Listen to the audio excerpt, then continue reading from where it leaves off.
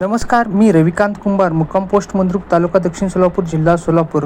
काल काही भागामध्ये म्हणजे सांगली, सातारा, इकडं बारामती, अहिल्यानगरचा भाग असेल, बीडचा काही भाग, इकडं बार्शी, इंदापूर, उजनी धरणच्या परिसरामध्ये करमाळा, बारामती आणि इकडं लातूर, धाराशिव, कर्नाटकाच्या काही भागामध्ये कमी दाबाचे ज्या भागात पट्टे निर्माण होत आहेत त्याच भागात पाऊस होत असल्याचा एक अंदाज आहे. पुढे येतो आणखीन मान्सून सध्या कर्नाटकातील कोस्टल कर्नाटक या भागात मान्सून सध्या सक्रिय आहे. मंगळूर आणि उडुपीपर्यंत सध्या मान्सून सक्रिय आहे. पुढील दोन दिवसामध्ये म्हणजे 48 तासामध्ये तो 8 आणि 9 तारखेपर्यंत रत्नागिरीपर्यंत मान्सून सक्रिय राहू शकतो असा एक अंदाज. त्यानंतर तो जसं मुंबईच्या दिशेला पाऊस निघण्याचा सुरुवात करेल त्या भागात मात्र मान्सून कमजोर होऊ शकतो असा एक अंदाज आहे.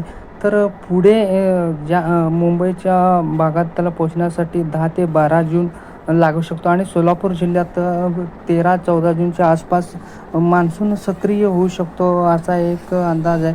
तर लातूर आणि धाराशिव याही पट्ट्यामध्ये 13 आणि 14 जूनच्या आसपास मान्सून सक्रिय होऊ शकतो असा एक अंदाज आहे. पुढील म्हणजे 3-4 दिवस मेघगर्जनासह मोठे पावसाचे संकेत आहेत. अजून महाराष्ट्रात पाऊस होऊ शकतो असा एक अंदाज प्राप्त होत आहे. ज्यावेळी मान्सून सक्रिय होत असतो त्या पुढील 2-3 दिवसामध्ये वातावरण थोडंसं थंड पडत असतो. तर सध्या सांगायला गेलं तर अरबी समुद्रात पुढील 2-3 दिवसामध्ये मान्सून कमजोर होऊ शकतो असा एक अंदाज आहे. त्यानंतर तो जूनच्या शेवटच्या आठवड्यात परत एकदा मान्सून राज्यात सक्रिय होऊ शकतो असा एक अंदाज आहे. राज्यात मोठ्या प्रमाणात ढगाळ वातावरण, परंतु त्या भागात पाऊस होत नसल्याचे एक अंदाज आहे. तर परत एकदा सांगतो, ज्या भागात कमी दाबाचे पट्टे निर्माण होत आहेत स्थानिक कमी दाबाचे त्याच भागात पाऊस होत असल्याचा एक अंदाज प्राप्त होत आहे.